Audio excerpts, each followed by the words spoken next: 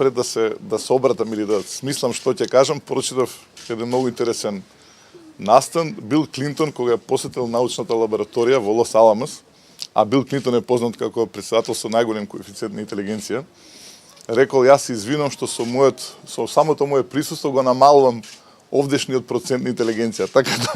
Така се чувствувам помеѓу академците. И навистина е чест да се биде меѓу нив и им благодарам што се тие тука денеска.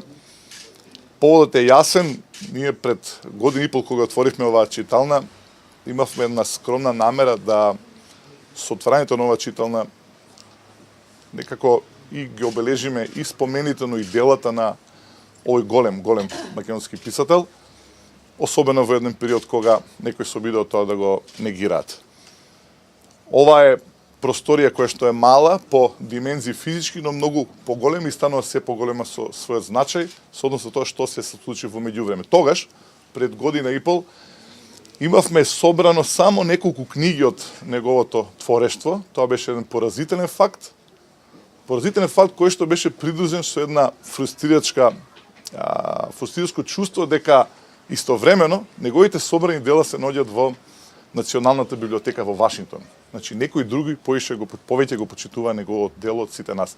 Во меѓувреме оваа читална се облагороди со навистина солиден, доста солиден, скромно кажано, фонд на негови дела, за да од денеска таа станува побогата со оваа прекрасна скулптура и со повеќе скулптури кои што се донација од уште еден голем уметник е нас, големиот скулптор Томе Серафимовски, за кој што сакам навистина да му се заблагодарам од се срце.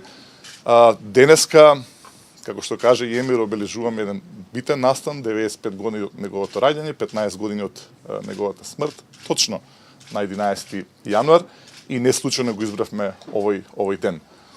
Уште еднаш голема благодарност до господинот академикот Томе Серафимовски со ова прекрасно дело, но и со другите, вкупно 7, ако не се лажам, кои што тој денеска ги подарува. И од денеска овде, на ова место кај што сме собрани, имаме и дело на еден голем писател и дело на еден голем скулптор.